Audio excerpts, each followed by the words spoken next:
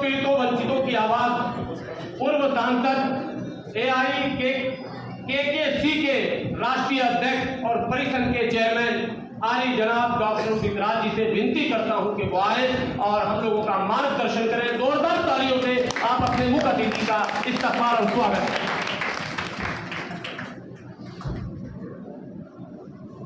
शुक्रिया जनाब। कुछ दिन पहले मेरे पुराने साथी गुलाम सरवर जी तशरीफ लाए,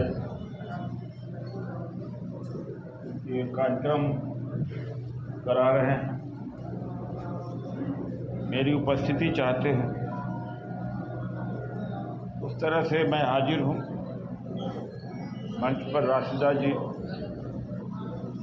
दुआ साहब, MU दुआ जी और भी गणमान्य लोग हैं, KKC के प्रदेश के चेयरमैन विनोद पवार जी, बहुत सारे जाने माने चेहरा हैं। मुल्क इस मोड़ पर खड़ा हुआ है कि एक के मुकाबले में दूसरे को खड़ा कर दिया जाना तो बहुत मुश्किल नहीं है। बार बार मुसलमानों को खड़ा करके हिंदुओं को इकट्ठा करना, जाट को के खिलाफ में गैर जातियों अन्य जातियों को खड़ा करना, ये जो पहलवानों वाला मुद्दा है, इसको जो RSS का प्रचार है जाट का मुद्दा बना दिया है। और हरियाणा में 2 बार से जीत रहे हैं, इसी वजह से जीत रहे हैं कि जाट आते हैं हरियाणा में, दबंगई होती है, 36 जाति एक बार इकट्ठा हो जाओ। तो इस तरह की ताकतें इस देश में हैं। इस देश के अंदर धर्म और जाति के आधार पर आग लगाना कोई मुश्किल बात नहीं, आसान काम। और बड़े आसानी से लोग इकट्ठा भी हो जाते हैं। एक जाति का झगड़ा दूसरे जाति से आप लगा के देख लीजिए, अपने आप लाखों हजारों मिल जाएंगे। उनको कोई विकास की जरूरत नहीं रहती, उनकी समस्याओं का समाधान हो इससे मतलब नहीं, अर्थात भावनाओं के आधार। तो जो हुकूमत है इस तरह की भावनाओं के आधार पर चल रही है। तो ऐसी परिस्थिति में जब तक वोट की चोट नहीं मारेंगे या वोट से इनको हटाएंगे नहीं, तब तक ये सिलसिला रुक नहीं पाएगा। आप ऐसे कार्यक्रम जरूर करें, लेकिन एक नजरिया साफ रहना चाहिए कि आखिर में कौन है विकल्प। ये विशेष परिस्थिति है कि हम तो भाई गैर राजनीतिक हैं, सियासत से हमें कोई मतलब नहीं है। तो जो आपकी ताकत है वो देखा जाती है, उसमें तमाम हजरात हैं यहाँ पे, क्या संदेश लेके जाएंगे। फिर एक बात और आती है कि अरे सभी तो वैसे ही हैं, सभी वैसे नहीं हैं। अभी तो नौकरियां छीनी हैं, लोगों को बोलने पर जेल बंद कर दिया जाता, महंगाई इतनी ज्यादा बढ़ गई है, और इस संसद जो सेकुलर स्थान था वहां मंत्र और पूजा से शुरुआत हुई। वो एक धर्मतंत्र ये सब आपके सामने हो रहा है। तो जब कभी विशेष परिस्थिति हो तो फैसला लेना चाहिए साफ, ये खाना थी, ये भी चोर, वो भी चोर, ऐसे काम चलेगा नहीं।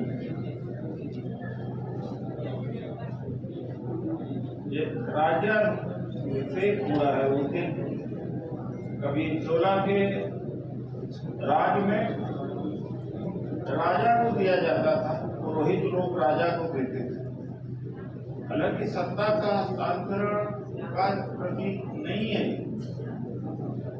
एक प्रॉस्पेरिटी का प्रतीक है।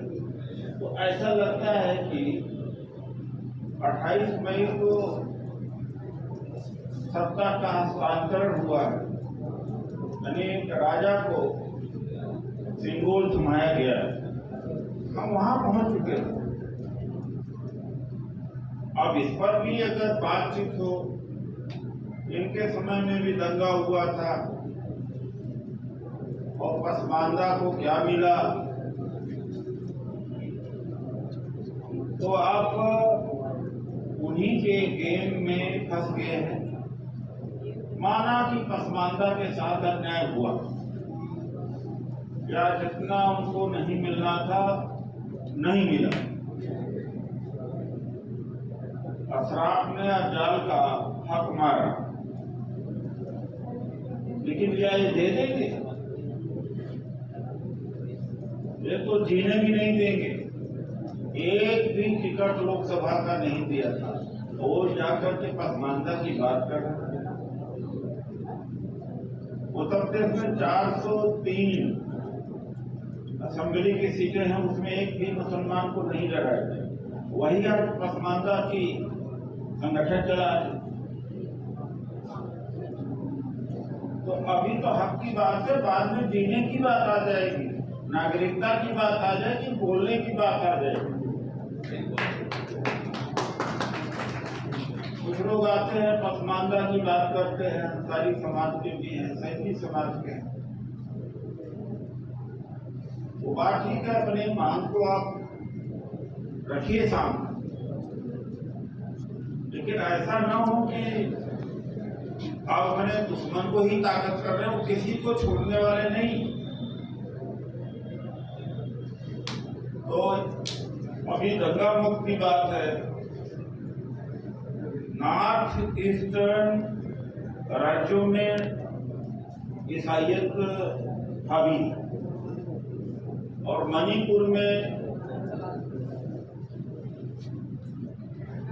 नागा, जोमी और कुकी, खासतौर से कुकी और नागा एक कृष्णाइज और मैती 1500 ईस्वी में कोई बंगाल से जाके उनका हिंदूकरण किया। वो आदिवासी थे।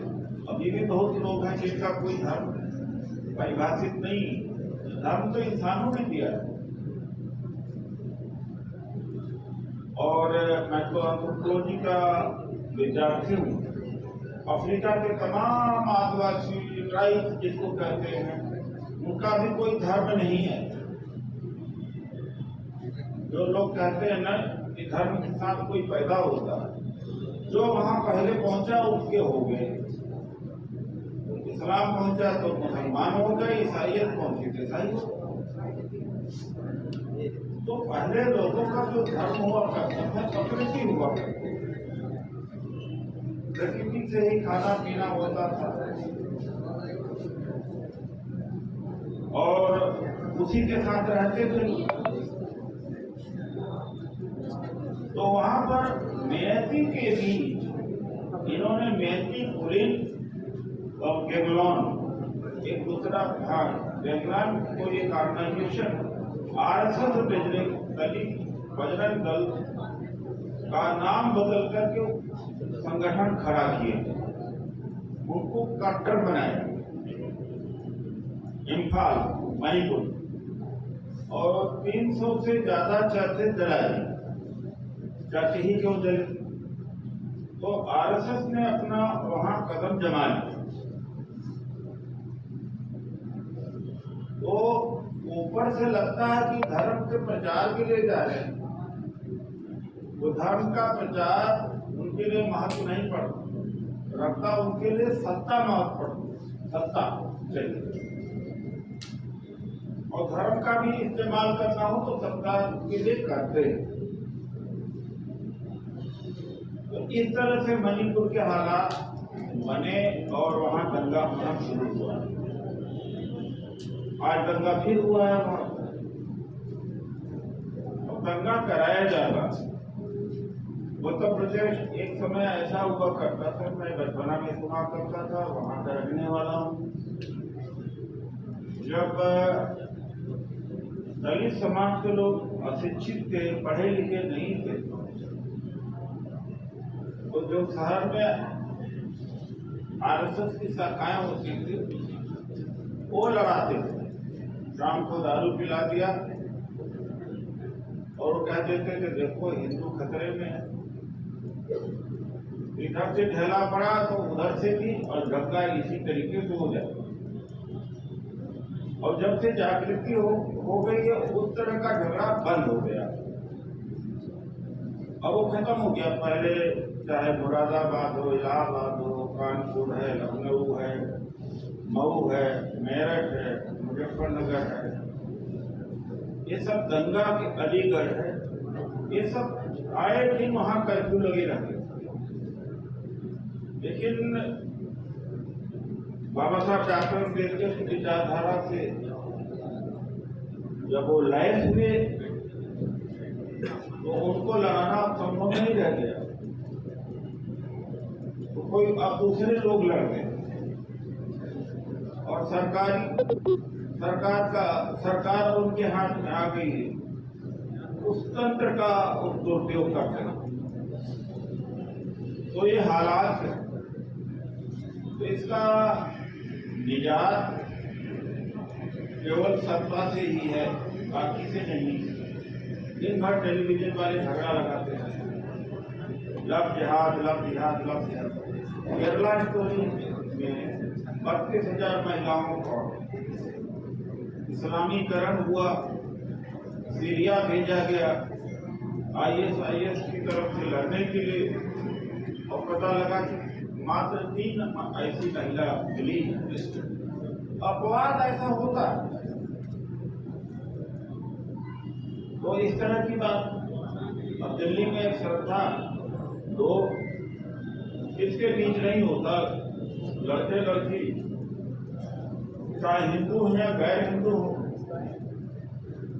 नादानी कर जाते हैं, इमोशनल हो जाते हैं, और इमोशनल होकर के कुछ गलती कर जाते हैं।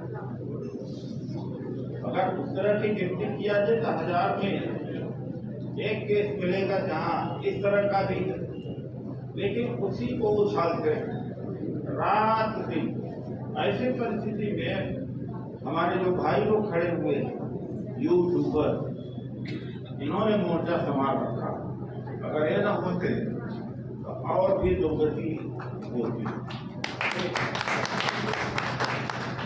अगर सही समाचार सुनना हो, जानकारी करना हो तो यूट्यूब को सुना करें, टेलीविजन को देखना बंद कर दें, या मनोरंजन वाला हिस्सा देखें, अलग बात है। लेकिन खबर अगर देखें तो बुद्धि भ्रष्ट जरूर हो जाती है। तो यूट्यूब के साथियों का बड़ा सहयोग है, लेकिन इस पर भी पाबंदी है। मेरा खुद ट्विटर का एल्गोरिथम खराब कर दिया है। जहाँ 1 करोड़ हुआ करते थे, वहाँ 10 लाख 15 लाख पर आ गया। वहाँ भी कंट्रोल है, यूट्यूब पर भी कंट्रोल है, लेकिन फिर भी आज यही सहारा है कम्युनिकेशन का। मैं इनको तो दिल से बधाई देता हूँ और इनका मदद करना चाहिए। चलते फिरते 1000-500 जिसके पास हो तो दे भी देना चाहिए।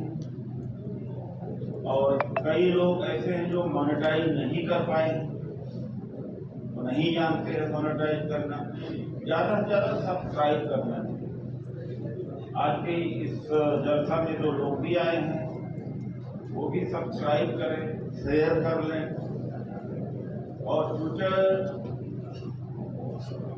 को जरूर अकाउंट खोलें, फेसबुक पर लाइव करें समस्याओं के लेकर, तब जाकर के आप लड़ सकते हैं। ऐसे लोगों को आज सम्मानित किया जा रहा है जो फिरकापरस्ती के खिलाफ मैदान जंग में है। मैं उन सबको दिल की गहराइयों से बधाई देता हूँ और ये सब जिम्मेदारी भी हमारे साथी हैं अलवर से भी आए हैं। तो मैंने तो देखा कि कई जगहों से दूर दराज से भी आए। फिर हमने देखा कि खाने का भी इंतजाम इन्होंने किया। तो आए हैं तो कुछ संदेश लेके जाए और ज़्यादा से ज़्यादा सोशल मीडिया का इस्तेमाल करें। गुड मॉर्निंग, गुड इवनिंग और फालतू की चीज़ों से बचने की कोशिश करें और जो भी है काम की चीज़ है, काम की चीज़ों को सर्कुलेट करें। इन्हीं शब्दों के साथ साथी राम सरवर जी का तहे दिल से शुक्रिया करते हुए मैं अपनी बात को यहीं पर विराम कर देता हूँ। धन्यवाद।